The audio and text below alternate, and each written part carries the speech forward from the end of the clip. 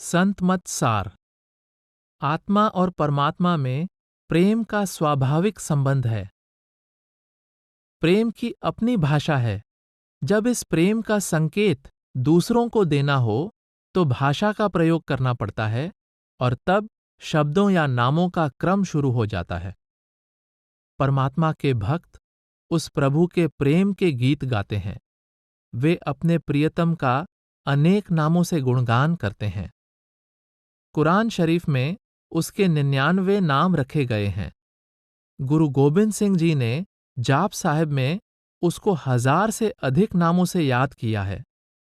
प्राचीन काल में सहस्त्र नाम लिखे जाते थे, जिनमें हजारों नामों से परमात्मा की महिमा की जाती थी। वह परमात्मा सृष्टि का रचयिता है, इसलिए उसके भक्तों ने उसे कर्ता, कादिर, खालिक आदि कहकर पुकारा है। वह शक्तिमान और विधाता है, इसलिए उसे सर्वसमर्थ पुरुष या पुरुषोत्तम कहकर उसकी महिमा की गई है। वह सृष्टि के कण कण में रमा हुआ है, इसलिए भक्त उसे राम कहते हैं। वह दया का पुंज है, इसलिए भक्तजन उसे दयालु, कृपालु, करीम, रहीम कहकर महिमा करते हैं। वह आत्मा का प्रीतम है, इसलिए उसके प्रेमी उसे शाह, साईं, माही, वर, पिया, सुहाग, स्वामी आदि कहकर पुकारते हैं। उस परमात्मा को रब, अल्लाह, खुदा, गॉड, जेहोवा, हरिओम, गिरधारी, मुरारी, वाहेगुरु, राधा स्वामी आदि कहकर भी याद किया जाता है। इन अनेक नामों के साथ साथ संत महात्माओं ने उस अलख, अगम, अनंत, अथाह परमेश्वर को अनामी भी कहा है। हर भाषा में रखे गए परमात्मा के नाम तो मन और इंद्रियों की सीमा में हैं, परंतु वह परमात्मा इनकी पहुंच से परे है। सभी नाम उस परमेश्वर के गुणों की ओर संकेत करते हैं, जिसका वास्तव में कोई नाम नहीं। वह परमेश्वर भाषा के दायरे से आजाद है। वह प्रेम की भाषा समझता है, जो शब्दों पर निर्भर नहीं।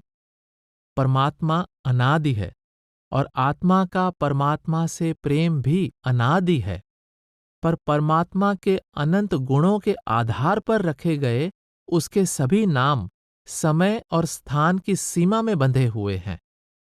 हर भाषा में रखा गया परमात्मा का प्रत्येक नाम किसी खास समय अस्तित्व में आता है। समय पाकर लोग उसे भूल जाते हैं। पिछले नाम भूलते जाते हैं, आगे नए नाम प्रचलन में आ जाते हैं। कोई नाम 500 वर्ष पुराना है, कोई 1000 साल। कोई नाम 4-5 हजार साल या इससे भी अधिक पुराना हो सकता है, परंतु उससे पहले भी परमात्मा को अनेक नामों से याद किया जाता रहा होगा, जिनके बारे में हमें आज कुछ पता नहीं।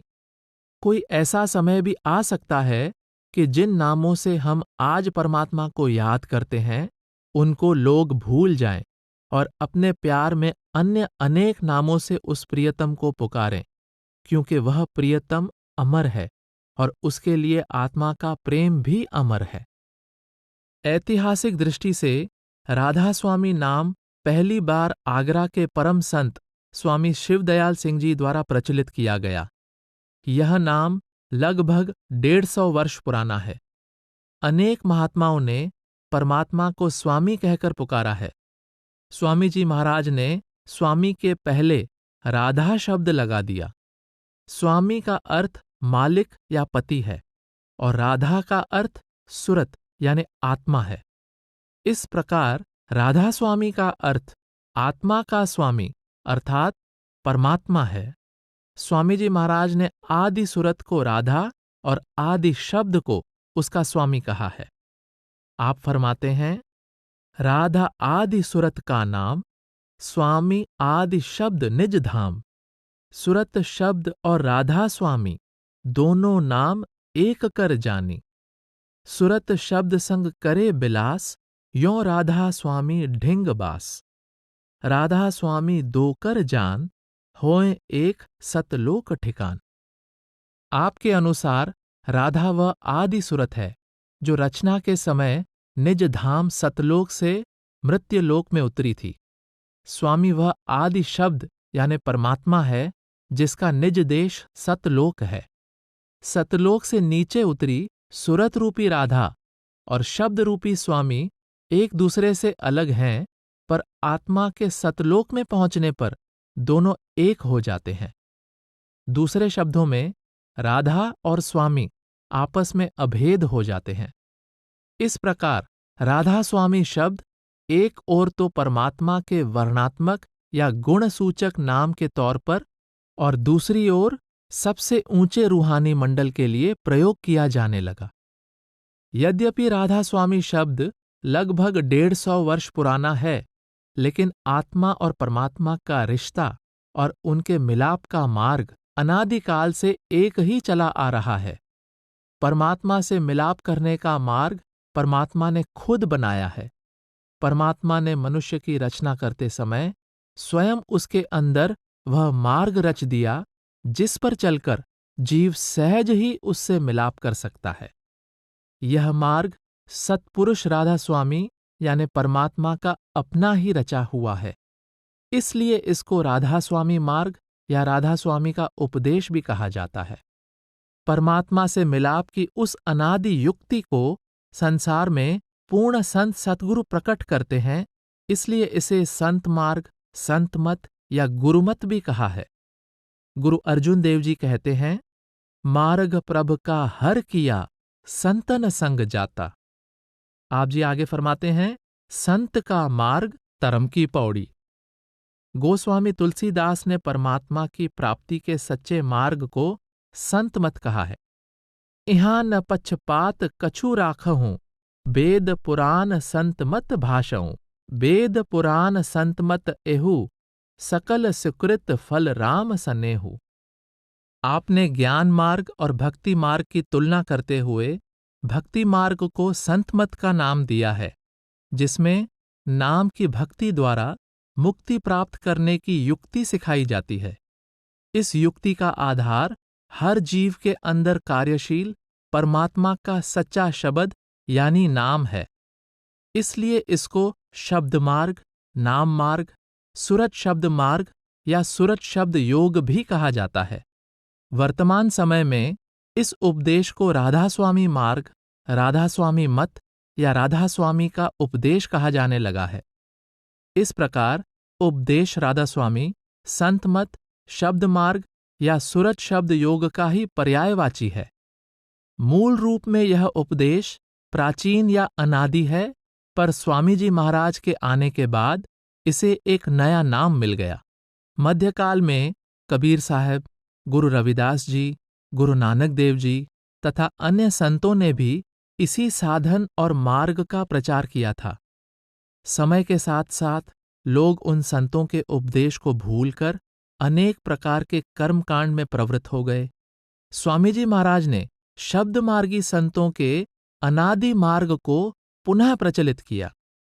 आपके आने के बाद प्राचीन समय से चला आ रहा संतों का उपदेश नई शक्ति और गति से संसार में फैला है।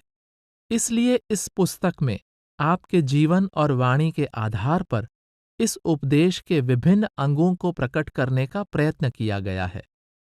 स्वामी जी महाराज अपनी वाणी में कहते हैं, साहिब कबीर और तुलसी साहिब दयाल मता इन आन चलाई। राधा स्वामी खोल सुनाई, मैं भी इन संग मेल मिलाई। जो मन में परतीत न देखे, तो कबीर गुरु बानी पेखे। तुलसी साहिब का मत जोई, पलटू जग जीवन कहें सोई। यह सार सार सब गाया, संतन मत बाख सुनाया। राधा स्वामी भेद लखाया, सुन मान सार समझाया। आप फरमाते हैं कि मैं अपनी ओर से कोई नया सिद्धांत या नया दर्शन प्रस्तुत नहीं कर रहा हूं। सभी पूर्ण संतों ने समय समय पर इसी शिक्षा का प्रचार किया है। मैं स्वयं इस उपदेश पर अमल करके इसकी सच्चाई को परखकर इसका प्रचार कर रहा हूं। आपने अपनी वाणी के कई प्रसंगों में संसार में समय समय पर हुए पूर्ण संतों शम्स तब्रेज़, मौलाना रूम, मुजद्दिद अल-अफ़सानी, कबीर साहब, गुरु नानक देव जी, दादू साहब, जगजीवन साहब, गोस्वामी तुलसीदास जी और तुलसी साहब आदि का उल्लेख किया है।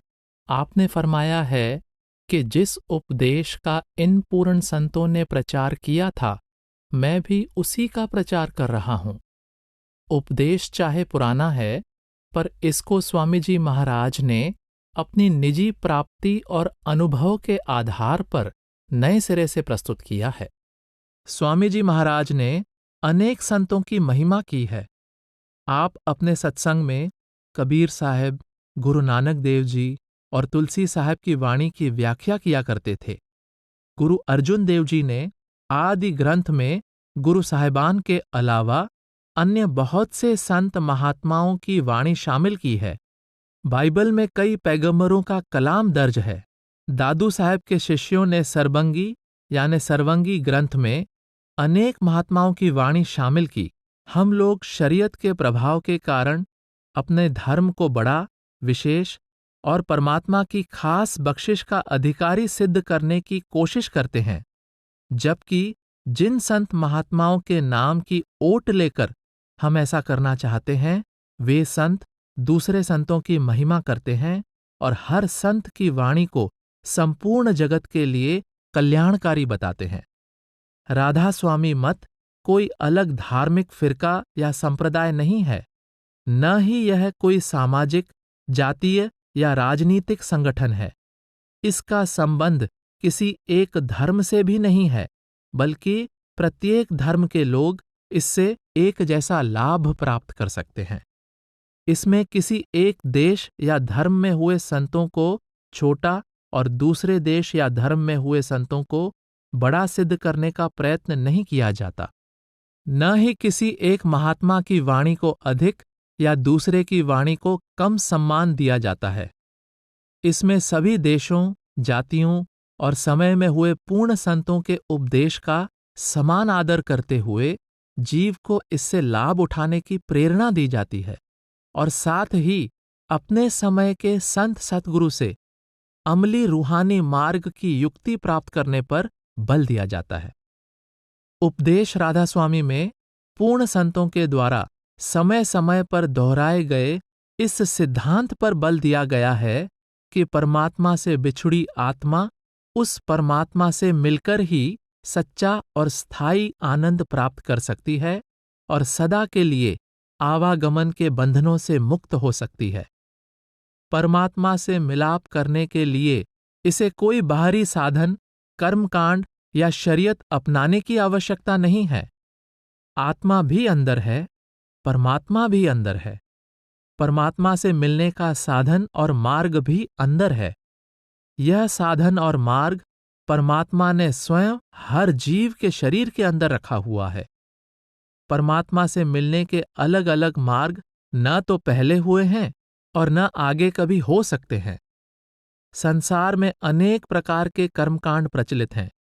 यह सभी अलग अलग स्थानों के लोगों ने अपने अपने सामाजिक, जातीय और भौगोलिक हालत के अनुसार शुरू किए, जबकि हर धर्म की तह में काम कर रहे नैतिक और रूहानी नियम समान हैं। संसार का कोई ऐसा धर्म नहीं जिसमें प्रेम, सत्य, संतोष, क्षमा, सेवा, त्याग और अहिंसा आदि नैतिक गुणों पर बल न दिया गया हो। न ही संसार का कोई ऐसा धर्म है जिसमें परमात्मा की भक्ति और नाम के अभ्यास पर जोर न दिया जाता हो। संत समझाते हैं कि जीवात्मा का उद्धार किसी एक कर्मकांड को अपनाने या दूसरे को त्यागने से नहीं, बल्कि हृदय की सफाई और नाम के अभ्यास से हो सकता है। यह सभी धर्मों को आपस में जोड़ने का मूल सूत्र है। गुरु अर्जुन देव जी कहते हैं, सगल मतांत केवल हर नाम, सर्व धर्म में श्रेष्ठ धर्म, हर को नाम जप निर्मल कर्म। स्वामी जी महाराज फरमाते हैं, देखो चरित्र काल करता के, कोई सिर कोई पैर रुंधान, भटक भटक भटकाया सब जग, कोई न लगाया ठौर ठिकान। ऐसी हालत देख जगत की, संत सतगुरु प्रगटे आन। गुरु सेवा और नाम महात्म, सतसंग सतगुरु किया बखान। साधन 3 सार उन बरने, और साधन सब थोथे मान। जीव संसार में भक्ति के अनेक बाहरी साधनों में भटकते फिरते हैं, पर पूर्ण संत इन मिथ्या कर्मों को फोकट कर्म कहते हैं और केवल 3 साधनों पर बल देते हैं: गुरु भक्ति, नाम भक्ति और सत्संग। आप फरमाते हैं, राधा स्वामी जात न पात रखेरी, राधा स्वामी हिंदू न तुर्क गहेरी, राधा स्वामी वर्ण आश्रम न गाएरी, राधा स्वामी मिथ्या भर्म सुनाएरी।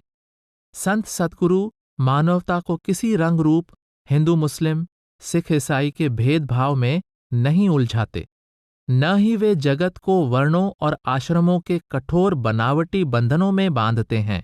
वे सभी धर्मों, जातियों और वर्णों के लोगों को प्रभु प्राप्ति का एक ही साधन और मार्ग बताते हैं। गुरु अर्जुन देव जी फरमाते हैं, खत्री ब्राह्मण सूद वैस, उपदेश चहुवर्णा को सांझा। गुरुमुख नाम जपै उतरै, सो कल में कट कट नानक मांझा। आप संकेत करते हैं कि हर धर्म, जाति, रंग और नस्ल के लोगों के लिए संसार रूपी सागर से पार उतरने का एकमात्र साधन घट घट में व्याप्त परमात्मा का नाम है, जिसका ज्ञान सच्चे गुरमुखों से प्राप्त होता है। स्वामी जी महाराज फरमाते हैं, राधा स्वामी धरा नर रूप जगत में, गुरु होए जीव चिताए। गुरु अर्जुन देव जी कहते हैं, गुरु परमेश्वर एको जान। बहुत से ऋषि मुनियों ने कहा है कि सतगुरु परमेश्वर का साक्षात रूप होता है। सभी कौम, मजहब और मुल्क परमात्मा के हैं और परमात्मा सभी कौमों, मजहबों और मुल्कों का है। परमेश्वर में समाकर परमेश्वर का रूप हो चुके सच्चे भक्त भी सभी कौमों और जातियों के लोगों से एक जैसा प्रेम करते हैं। आप फिर कहते हैं, ना को बैरी नहीं बिगाना, सगल संग हमको बन आई। संत महात्मा जगत गुरु होते हैं। उनका उपदेश सारे संसार के लिए होता है। पूर्ण संत न किसी को एक धर्म अपनाने के लिए कहते हैं, न दूसरा त्यागने के लिए। सभी संत अपने समय में प्रत्येक धर्म और जाति के लोगों को समान रूप से चाहते हैं, पर उन संतों के जाने के बाद कुछ लोग उनके उपदेश को अपने तक सीमित रखने का प्रयत्न करते हैं। वे उस महात्मा को केवल अपनी जाति, अपने धर्म का महात्मा सिद्ध करने के जोश में यह भूल जाते हैं कि इससे वह महात्मा और उसका उपदेश छोटे से दायरे में बंद हो जाएगा, जो उस महात्मा और उसके उपदेश के प्रति ही नहीं, बल्कि संपूर्ण मानवता के प्रति घोर अन्याय है। राधा स्वामी सत्संग ब्यास से संबंधित सभी संत सद्गुरुओं ने स्वामी जी महाराज द्वारा दिए गए उपदेश के मूल सिद्धांतों को दृढ़तापूर्वक अपनाया है। वे सभी बार बार इस बात पर जोर देते आए हैं कि स्वामी जी महाराज ने किसी अलग धर्म, मत या संप्रदाय की नींव नहीं रखी और न ही हमें उनके सर्वव्यापक उपदेश को किसी विशेष संप्रदाय, धर्म या संगठन का रूप देने की कोशिश करनी चाहिए। ऐसा करना स्वामी जी महाराज के प्रति ही नहीं, बल्कि अपने प्रति भी भारी अन्याय होगा। ऐतिहासिक दृष्टि से स्वामी जी महाराज हमारे बहुत निकट हैं और उनकी वाणी मूल रूप में हमारे सामने है।